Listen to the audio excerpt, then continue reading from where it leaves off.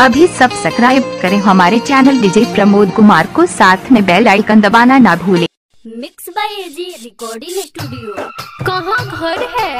लोहना लोहना लोहना लोहना लोहना लोहना लोहना लोहना लोहना एंटरटेनमेंट की धमाकेदार प्रस्तुति। Mix by DJ Kanchan Raj, Hajipur Vaishali.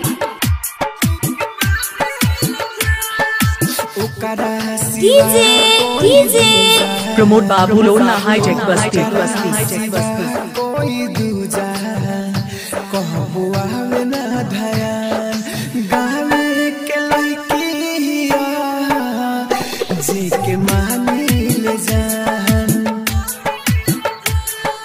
गावे के लइकिया जी के मानी ले जान, ओकरा सिवा कोई दूजा कहबुआ में ना धयान गावे के लइकिया जी के मानी ले जान, हम गावे के लइकिया जी के मानी ले जान। Mix by AG recording studio.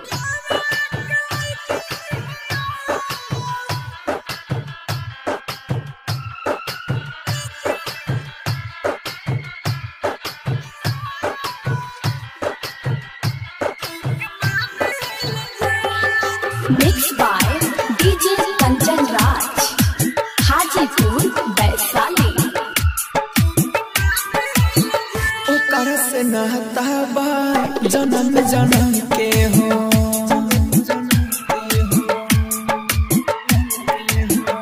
ओकर से नाता बा जन्म जन्म के हो, दिल से माने ले चाहे ऊ हमके हो, कोई कहाल रही बेहाल ओकरा बिना भइल जियल मोहाल, एक पल ऐसे लगे महीना साल, ओकरे का करी बड़ाई, ओकरे का करी बड़ाई, साचो लागे चान गावे के लइकिया जी के मानी ले जान, हम गावे के लइकिया जी के मानी ले जान। आप सुन रहे हैं एजी एंटरटेनमेंट की धमाकेदार प्रस्तुति।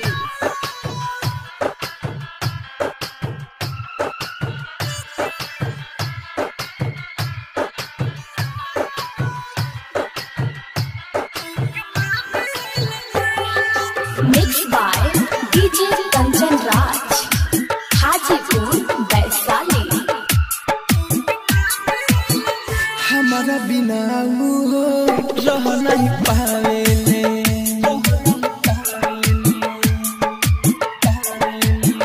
हमारा बिना वो रह नहीं पावेले, चोरी चुपे घरवा से मिले रोज आवेले, साचे बाबा के छुट्टी नहीं साथ, सपनों में सजल बा डोली बारात, कोइला से वादा हथवा में धाई के हाथे, लकी अनिल नदी, लकी अनिल नदी बिया राहुल के साथ गावे के लइकी